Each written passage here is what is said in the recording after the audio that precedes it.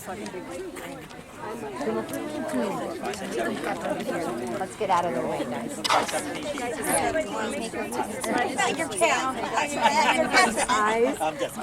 Keep your flashlight down. Hey, Kelly, you're good to go. Here. Yeah. Here. Yeah. Welcome to our walkthrough tour. My name's Jimmy. I'm going to be your tour guide tonight. As we walk through the park, you will be able to look through a window into our past. We will visit scenes from the early Maurice River, where there are original inhabitants, and hear some of the stories from the towns that would become united and known as Maurice River Township. Let's follow me. The first known inhabitants of Cumberland County were the Lenape. The ancestors were in New Jersey thousands of years BC. Many artifacts have been found to substantiate this claim. Lenape is the name they called themselves until the early Europeans came to their shores and settled in the 17th century. Then they started calling themselves Lenape, which to them meant original people. The tribe that was below the Mullica River was known as the Turkey Clan. They would travel with the seasons. In spring, they would plant gardens and near their permanent settlement. In the summer, they would go to the shore and harvest oysters and clams, and also be where it was cooler. In the fall, they would return to their village and cut their corn and pick beans and squash. They would hunt for meat such as deer, squirrel, rabbits, and other animals. They used the hides to make clothing and blankets. Some of the original names are still used today, like the waters of the Manamuskin and the Monaco, where they fished and trapped. In winter, they lived in longhouses. In summer, they would live in temporary wetu tents made of birch bark. These peace-loving people were pulled into conflicts they could not win. Their land was eventually lost to the European nations. The original people were then scattered across the country to the west, except for a few that integrated into the European families. A young girl named Princess Snowflower was one of those that was integrated. She was a Kakechami Lenape tribe. Her name was changed to Prudence Elbridge, and she married Lizzie Thompson, a missionary. Many of their children settled in the area, and there are still families that can claim heritage to the original people, the Lenny Lenape, because of Princess Snowflower and Captain Lizzie Thompson. Let's leave this peaceful summer camp and walk toward the Maurice River. Follow me.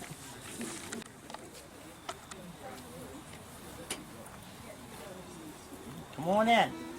Hey, right in. Come on over here.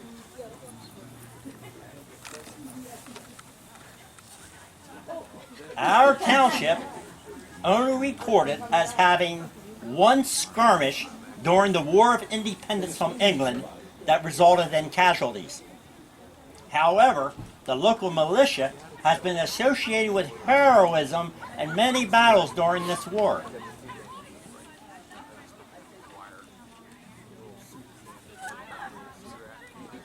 Well, our river has made it into the newspaper in Philadelphia. Really? Seems like there were some English loyalists who came into our river by way of the Delaware, and they were up to no good.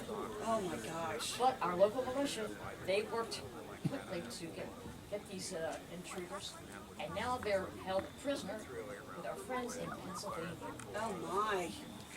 I think I will sit down and write a letter. You know, I have many of our families are involved in this militia, and my great cousin, Captain James Riggins, is fighting this militia, or in this militia. I think I'm going to sit down and write him a letter.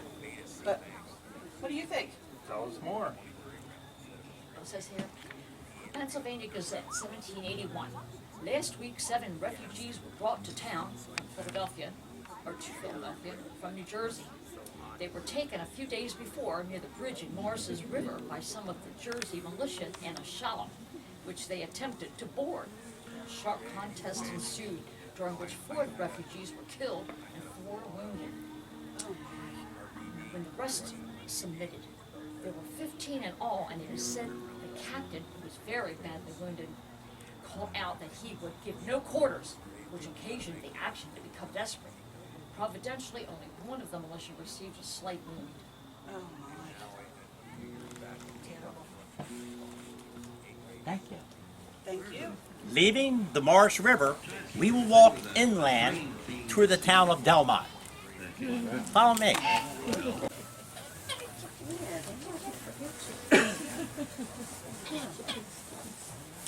Come yonder. Come on in. Lagging back. I know, I'm all over the place.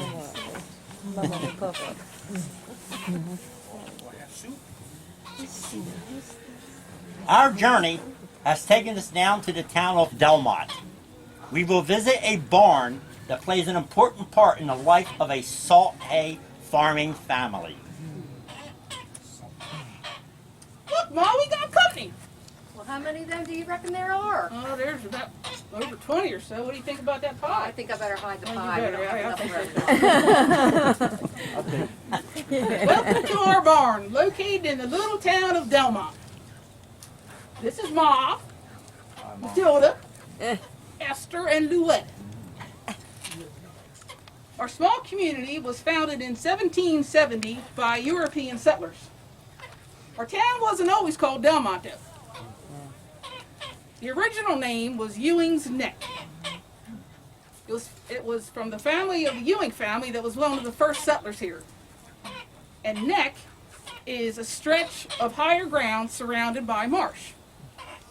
And it just got changed in 1891. We work here on our farm, planting crops like strawberries. And this area produces some of the best berries.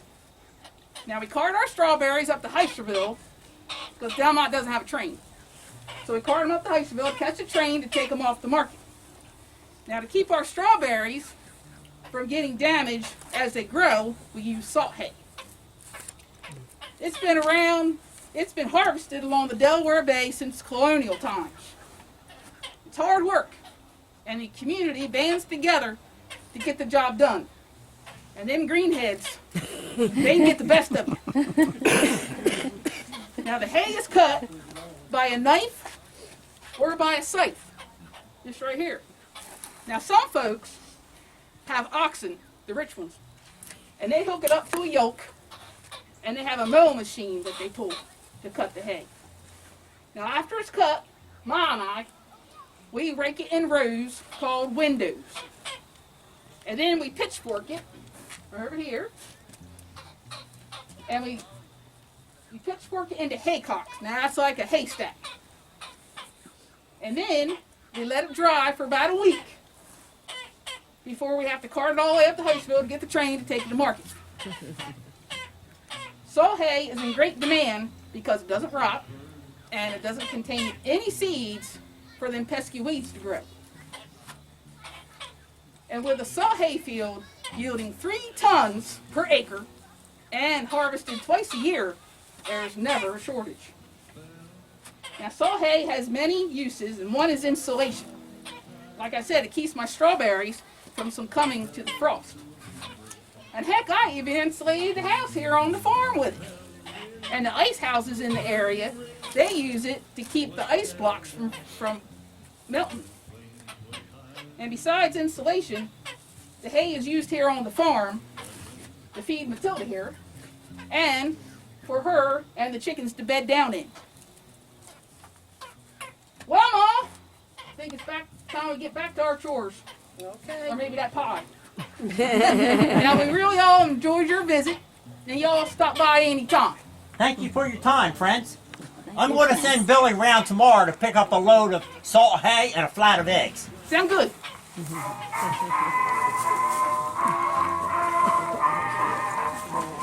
We are approaching the town of Heislerville. I believe I can hear the sound from the gramophone, playing as guests are being entertained in a Victorian parlor.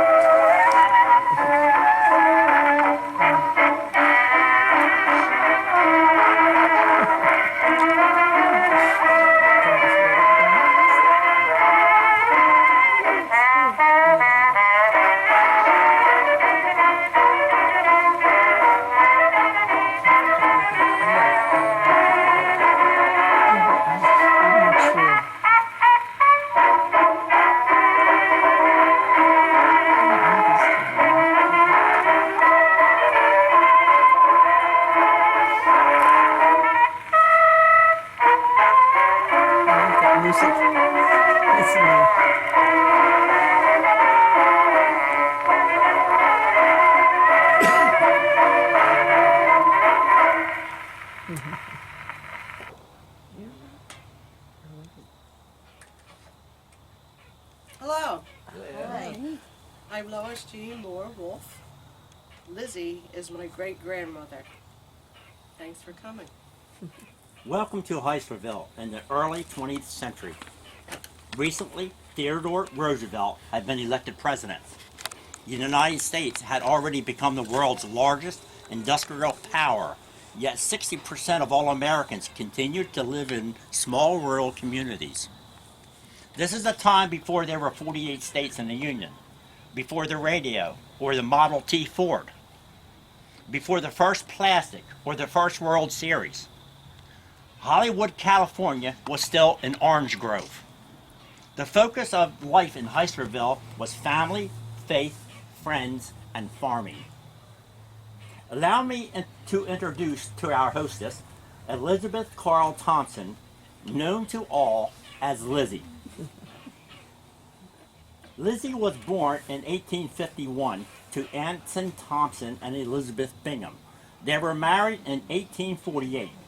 Lizzie, along with her sister Kate and brothers John and Lorenzo, were fourth-generation descendants of John Williams and Thankful Barlow, who immigrated from Willem, Holland in the mid-1700s. Benaja Thompson and Prudence Elwich, Princess Snowflower, were married, and their son Warren Thompson married Elizabeth Carl Williams, Lizzie's namesake, in 1799. Lizzie grew to appreciate the camaraderie of the Christian community, the riches of the Morris River and the bounty of the Delaware Bay, also the fertility of the Heislerville farmland. Lizzie married David Garrison in 1869. Their home was near present-day Route 47 in Heislerville. They had two sons, Anson and Lemel, and two daughters, Cora and Jenny. They also raised pigs, many, many pigs. Their names are unknown. Farming did not generate great wealth, but provided adequately for the household needs and wants. Usually, though, the mail order catalogs, Sears and Roebuck Company and Montgomery Ward Company, they were the mainstays of these rural consumers. Young Anson, the son, worked for a local division of the Pennsylvania Railroad. He also played cornet in the Heislerville band. He married a grammar school teacher, Bessie Madden, and settled at the end of Dare Avenue. They continued the tradition of farming, and they also had nameless pigs, along with chickens and fruit and nut orchards. And their daughter Eleanor was born in 1924, and the generations continue as we can see. I would like to read you a poem that was inspired by this scene. "Come to my parlor," said Lizzie to Irene. "We shall listen to the tone of my new gramophone, the Victor talking machine. It's my joy to entertain while you await your train. My sons will take you to the station. Our visit has been grand, especially the band. Please be sure to call when you have reached your destination." The train that was mentioned was the train line that extended down through the township from Manamuskin Station to the Morris River Village in order to compete with the oyster business in Bivalve.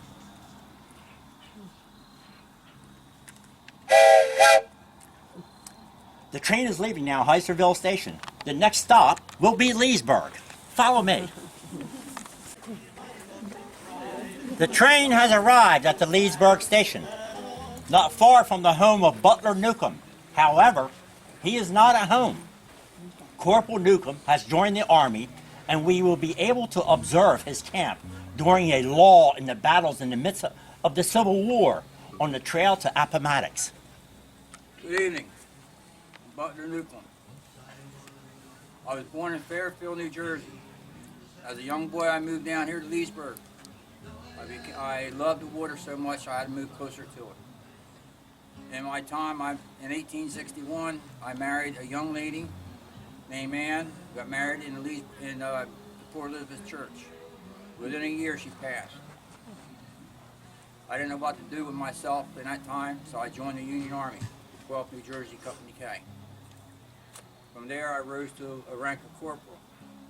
A gentleman named Timothy Bateman from Bival, we buddied up, partners, became brothers. Every time we made camp, we would ask the captain if we could go out and do some rabbit hunting. With permission, we did. Sometimes we made a pretty good load, sometimes we didn't. After the Civil War, I returned to Leesburg, and at the age of 40, I met a beautiful woman named Jamie Lee. We also got remarried in Port Elizabeth Church. From then on, I went back to my oyster business, had 2 sons, and I lived out my life down here in Leesburg. If you care to take a step up, here's some of the clothing that I had to wear during the Civil War. Some of the tents we started out with those tents. We ended up sleeping in a 2-man dog tent. Not very comfortable. The average man was about 5'2", 5 foot or so. Here's a booklet of my life, if you care to take one. Inside of it is also a little piece of paper that is about 12 New Jersey. You go on their website. Also, there is a book to Gettysburg and beyond. We were known to second to none when it came to fighting. In the beginning of our training, we did not know our left from our rights, or didn't know how to count to 1 and 2. So one lieutenant decided he's going to try something. He got a bale of straw and a bale of hay, and they stuck a piece of straw under the left foot and a piece of hay under the other foot. When we fell into the ranks of marching, instead of saying 1, 2, they started saying straw foot, hay foot, straw foot, hay. We learned how to march. From there, we recruited out of Bridgeton. The unit was about 1,000 strong. We went to Camp Stockton up in Woodbury to do our training. From there, we went on to battle. I enlisted in 1862, what they considered a late war unit. We fought all the way down to Appomattox, and we witnessed General Lee's surrender. If you have any questions, please step forward. What you see here is almost what I was carrying. The big important thing is that one of our skirmishes that we were doing, we had to retreat. I felt a thud in my back. I was carrying what we call a knapsack. Today they call it a backpack. I didn't think anything of it. Had to run across a stream. Sat down after we could get on the other side of the stream, took a break. My socks was wet. I knew I had a nice pair from my mom sent to me. Went to pull them out, and Lord behold, they were hit with a piece of buckshot. The socks and the knapsack saved my life. And here's my proof. Right in my back. They were stuck right in the middle of my back, all balled up, just like so. And when I took them out, I was madder than a wet hen. Now I had to put my wet socks back on. We have our muskets was the Enfield 69 caliber, or 1842, 69 caliber, smooth bore. Here's the shot. Here's the pumpkin ball that we would fire. Being we were farmers, we requested that we have 3 pieces of buckshot put in our rounds. People would say, why only 3 pieces? It doesn't do anything. 1 man, it doesn't.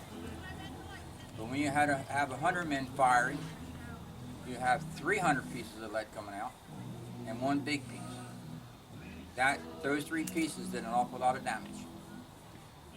Feel free, like I said, take a book about my life. This is what I have. This is what I used to carry. The tents is what you see. We started out with them.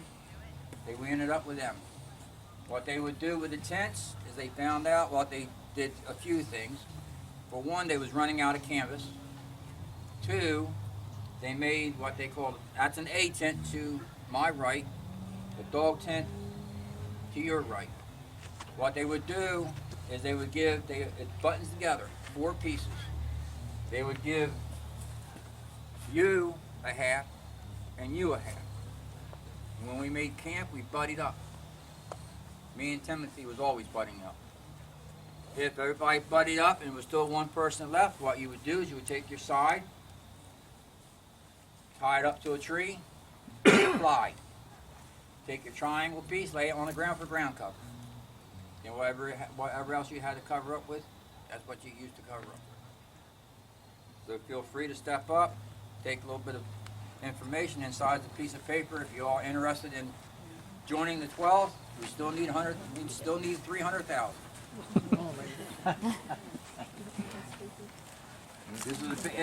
This is a bayonet. Everything is authentic. This is a bayonet. It's a three-sided sword, more or less. It was never really used during the war. But he put his sword to the bayonet and you couldn't get it up unless you stood on top of a guy and pulled like crazy. 9 times out of 10, you had to disconnect it and pull your musket out. What they were widely used for was to be stuck in the ground and put a candle on it.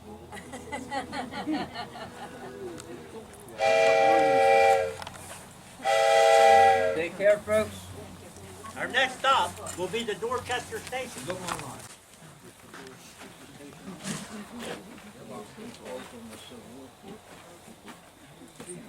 Arriving at the Dorchester Station, we will walk the short distance toward the Maurice River and the shipyard to see the men working to repair wooden boats that were used in the oyster and fishing industry. Howdy everybody, I'm Bill Hahn and this is Walt Hughes. We're going to tell you a little bit about the Dorchester Shipyard. Dorchester Shipyard was established by Charles Stoneman in 1890. Walt knows firsthand because he worked there for 10 years, from 1973 to 1980. He sandblasted, spray painted, and scraped boats. And then he moved over to the Carpenter's boat repair crew. That crew was Jim Camp, Ronnie Hoffman, Jack Hollingshead, and Dave McLean. When they were pushing Jake to get the planks set for the caulkers to cork the boat so that it could be launched, Jake would laugh and say, "There's another high tide tomorrow." Walt apprenticed under local corkers George Camp, Randy Hale, and Earl Paul Hamas, Albert Isley, and Larry Baglio. When they needed a break, they would say, "Light up your pipe, Earlsy." They would light up and join him for a few minutes. There are only 2 or 3 of these caulkers left, and Walt has been caulking for 45 years. Walt remembers having to repair up to 50 wooden oyster or clam boats each year to prepare them to go up the bay for bay season. Most of these were originally under sail, but refitted with engines after World War II. In the early spring, they would go to the bay and dredge seed oysters from the state beds and offload them to their own beds to prepare for harvest in the fall. The repairs would mean an inspection from the planks from the bow to the stern to fix any leaks. In the seams that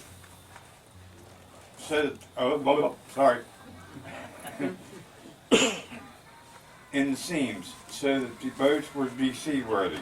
Caulking, or corking as we called it on this side of the river, means using a wooden mallet made of live oak or hardwood.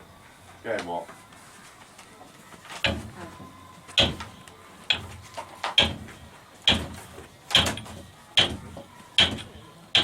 The mallets had outer rings of heavy metal to keep them from mushrooming from the constant hitting of the constantly being hit. There are inner rings to hold the mallet together. The little slits in the center of the mallet that made the ungodly sound that strikes the corking iron, it would cause deafening over periods of time. It is a well-balanced tool with a long handle. As it strikes the iron, it will bounce back to make a good rhythm as it moves along the seam. There are several types of irons needed. A sticking iron is very thin, used to start the cotton into the seam. This is called tucking. This means to push the cotton back onto itself, working into the seam from left to right. Enough cotton is needed to make the seam feel tight. The next step is to put oakum in the seal to protect the cotton. Oakum is made from hemp that has been spun across the knee to the thickness needed to fill the space over the cotton. There are many different sizes and shapes of the irons for caulking. The making irons with grooves. There are curved sticking irons and making irons to work the underside of the boat bottom. The dumb iron is used on new wood with tight seams. There is also a spike iron, about 10 inches long. This is used to make corners tight where the planks meet. The last is the reaping iron that is used to take out old material and replace the new. After the boat is corked, seam compound is put on top to make it watertight. Most of the boats hauled out of the railway every couple of years so that they could be housed on every seam. This is a big wooden beetle. Get that. This would be used by two men. One would hold what's the word I'm looking for, Walt? What'd you say? I wasn't listening. What's this one called? That's a horsing iron. Halsing iron. It's a two-man job. One man would hold the halsing iron, the other one would come behind him and hit it to remove any caulking on the boat so it could be recaulked.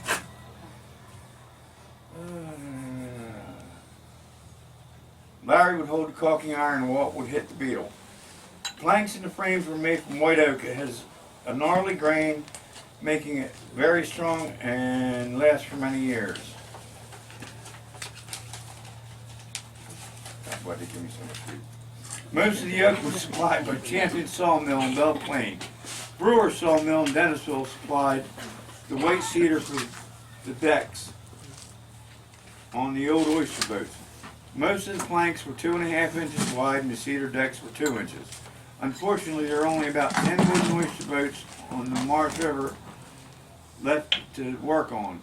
Most of the schooners have been laid to rest on the banks of the Maurice River. Their centerboards and frames are all that remain of these once majestic vessels. Walt has corked on New Jersey's official tall ship, the A.J. Mirabal.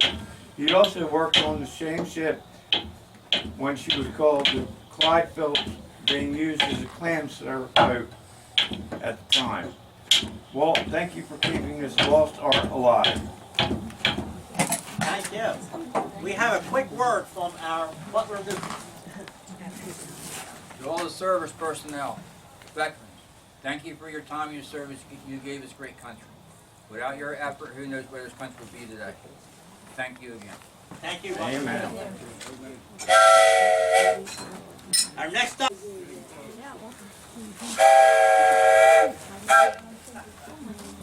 Arriving at the Port Elizabeth station, we are honored to find the founder of this town enjoying her warm fire and busy at her knitting. Hello, I'm Elizabeth Bodley. I was born in Piles Grove Township in Salem County in the year of 1737, and I'm of Swedish descent. My first husband was Cornelius Clark. He was from Burlington. We came to the Maurice River and acquired a large tract of land near the mouth of the Manamuskin Creek. Our home was a log cabin built on the wharf. Cornelius and I had 4 children. He died young, leaving me to raise the children and care for a large estate. There were meadows and lowlands on the Maurice River that needed to be reclaimed from the tides. After improvements to these lands, they were acclaimed to be the best meadowlands in southern New Jersey. I then married John Bodley. We had 2 children together, and John died shortly after the birth of our second child. On my own again, in August of 1771, I purchased 213 acres, including the land that is now Port Elizabeth, for 260 pounds sterling. That would be about $315.74 in today's money. The area was known as the Dam. Eli Elmer and Nathan Hand were contracted by me to lay out my town. The main portion of the town was known as the 30-rod square. These building lots were laid out and later sold. In 1789, Congress established districts. Port Elizabeth was designated as Port of Delivery. The port was named for me, the founder of Port Elizabeth. Our town, Port Elizabeth, was one of the 2 leading towns in the county of Cumberland. The other was Bridgeton to our north, and Bridgeton was a port of export. Thank you for coming. Have a nice evening.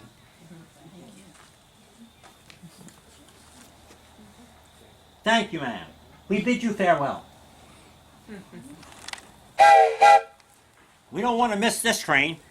We'll stop over at the Manamuskin station.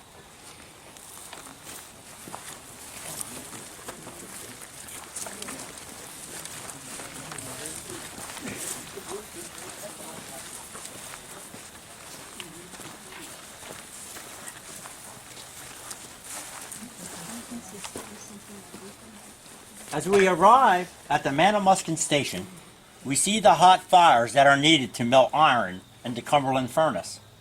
Eagle Glass Company from Port Elizabeth is also represented in the scene from the past, though they were actually in separate towns. Two early industries in our area were Eagle Glass Company on Port Elizabeth Cumberland Road and Cumberland Furnace near Route 49. The Manamuskin Basin was an ideal location for both businesses. The area had natural resources needed for making of glass as well as iron. They were prime timber for fuel to make charcoal. Silica sand, bog iron ore, and oyster shells were needed to make glass and iron. The streams, the creeks, and rivers were used to transport materials to and from the area as well as to the power mills. Cumberland Furnace was built by Eli Budd and his son Wesley in 1785 and operated up until 1840. The furnace design originated in China around 100 BC. It spread across Europe, then to the United States. The Cumberland Furnace was about 20 foot high and the base was 12 to 30 foot wide. The stack tapered from the base to the top on the outside and from the top to the base on the inside in a funnel shape. Once the fires were lit, they would burn for weeks, all day, every day. The bog ore was loaded into the top of the furnace along with oyster shells as a binder. As the ore melted, it would drip down through more layers of charcoal and shells until it was collected in the base. The impurities, called slag, were removed and the iron was formed into ingots called pigs. They could then be shipped to a forge to be remelted with forced air and other additives to be changed into raw iron or steel. This is an example of the raw material, and this would be the slag that was taken out of it. And here we have an example of two cannonballs that were found along the Maurice River at where the old Morristown Bridge was in Morristown, New Jersey. And here's an example of iron pipe. I have no idea what, but it's iron pipe. And, Peace pipe. pipe. Yes. And that's it for my part. I'm sharing some information about the Eagle Glass Company in Port Elizabeth. It was started in 1799 and was operated by several owners until 1885. They started by making window glass or wavy glass. Later they made household items. To make bottles and other items, they used a blowpipe. They would dip the pipe into the molten glass, and this was called a gather. They would either blow the glass in a mold or roll it to make it flat. Large items were blown bellows. After the resources were used up in the industry, moved to other towns. They would use a blowpipe similar to this, and they would dip it actually in the molten glass. And then when they came out, they would put it in a mold and they would blow it. The distinguishing marks on the bottom of any glass would be where the pommel, where the actual tube was attached, and when they broke that off, it left the mark. So older bottles can be distinguished by that actual mark. These are handmade items from Wheaton Industries, all blown locally, and these bottles here are European. They're hand blown, and then this top is applied afterwards. It's called a blob top, and the reason they don't stand up is they would put a cork in them, and the liquid inside would keep the cork moist so that you wouldn't lose the product that was in it. And that's my information about Eagle Glass. Thank you very much, fellas, for your presentation. We really appreciate it. This is the end of the rails in the Morris River Township, but we will gladly escort you to a local inn where you'll be served